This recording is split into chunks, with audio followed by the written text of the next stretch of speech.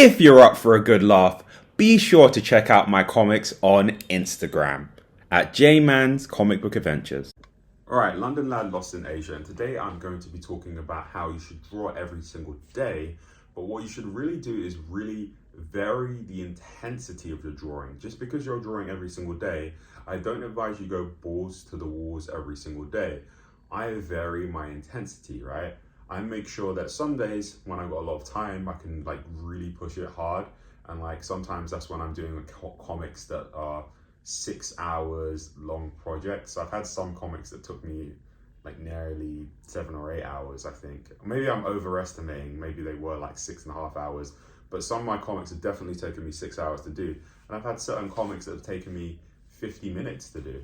Like one of the recent ones that I did like took me like 50 minutes, where it was just like literally a drawing of me, and it has one speech bubble, and it's like, the winner is Alexander Usyk, right? And it was just a really simple thing because I watched the AJ versus Usyk 2 match, and that day, like it was a Sunday, and it was like Sunday sketching. Sunday sketching is when I do a really chilled out comic. So every Sunday I do a very chilled out comic or sketch that's like just meant to be for like total, sort of almost like I like to call it lazy drawing in a way, as in that it's just, or relaxation drawing, to where it's just like I can draw anything.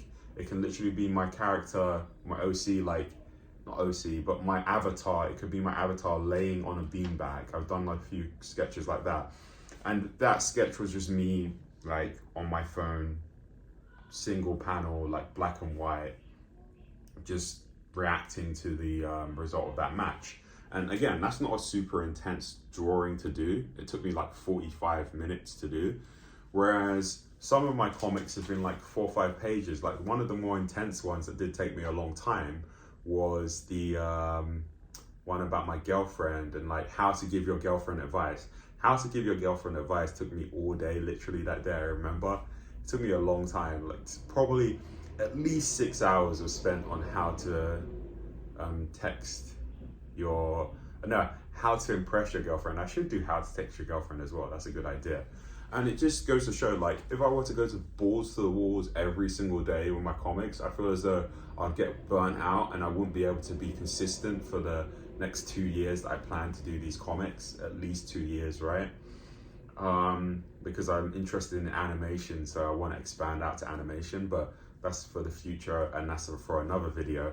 But I feel as though if I went intense every day, I couldn't sustain it. And if I just did a little bit each day, that's not fun. Like I like those little sort of Sunday sketchy ones, or the ones where I just don't spend a lot of as much time, where it's just one panel. Those ones are cool to do. But I like also doing the ones that are multiple pages, like 2 or 3 pages. Like both of the Nigerian Parent episodes were really, really great to do. Comics were really, really great to do. And both of them were like, one was 3 pages, one was 2 pages. And I really enjoyed telling that sort of mini story. I really honestly want to do arcs in my comics where I spend a whole week like on this particular topic, and it could be like 21 pages I produce in a week, and it's just going through some sort of arc of my life. I really want to do projects like that as well, but I reckon if I do a big project like that, the next few would be really, really small, you know, because you really have to manage your energy. And sometimes your energy levels are going to be through the roof. Sometimes you're going to need a little bit of time to recover. It's like the gym. Like I currently do a Kino body gym workout routine where it's 3 times a week. Strength training, you're going intense and trying to lift more and more weight each time. I need my rest days, you know. I can't, and I like this sort of method of doing things where I get my little rest days. And I feel as though, but I do have active rest days to where I do like walk around a lot.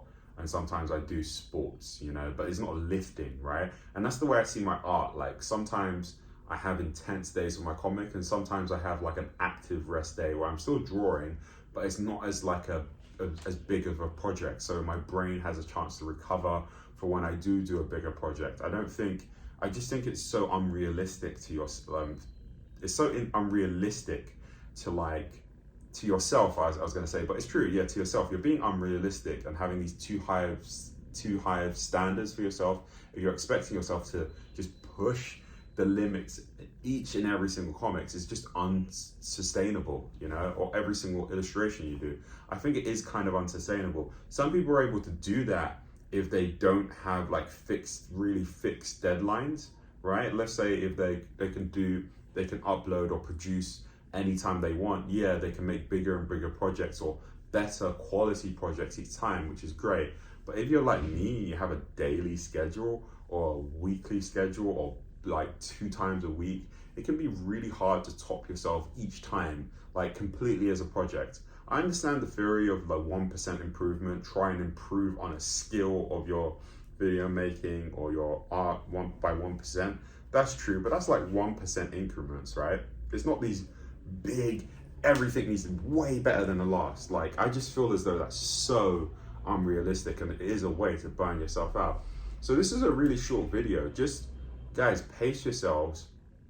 Be in this game for a long run, you know? Treat this as a marathon, not as a sprint. There's a really great YouTuber that I like called First Man, and he says that men who think in decades are dangerous. So that means a guy that has a really long-term plan is dangerous, right? So it's like some people, like there's this really great statistic about how people that make podcasts, the majority, I think 90% of podcasts don't make it past 20 episodes, right? 90%, right? So if you're a guy that has a podcast and you're thinking like 5 years down the line, and you're like, I want to stick to this for 5 years down the line and I'm going to make incremental improvements, right? You're already in the top like 10%, right? You're already in the top 10% if you have that sort of mindset. Well, you've got the mindset of the top 10% in that sort of field of podcasting, right? So as an artist, if you have that same sort of mindset and mentality about your art career, about what you're doing, and you stick to a project for that amount of time, and you make those incremental improvements while giving yourself time to recover, man, you're going to do so well for yourself. At the very least, you'll be able to sustain yourself full time with your career if you think in a 5-year sort of, if you honestly think 5 years ahead with a consistent plan that you stick to, you'll get there, you know? Because a lot of the time when people don't get there, in the past when I haven't got there, I haven't been consistent, you know? And that's why I always go on about having that body of work, because that body of work shows that you're putting in the work, yeah? So this has been London Lad Lost in Asia. I hope you've enjoyed this video. I'm in a bit of a zen mode because I just came out of a really intense Chinese session. I'm happy, but I'm just like kind of just decompressing at the moment with these videos, and they're really fun to make. I really hope you enjoyed this video, but at the end of the day, I really don't know how to end this video.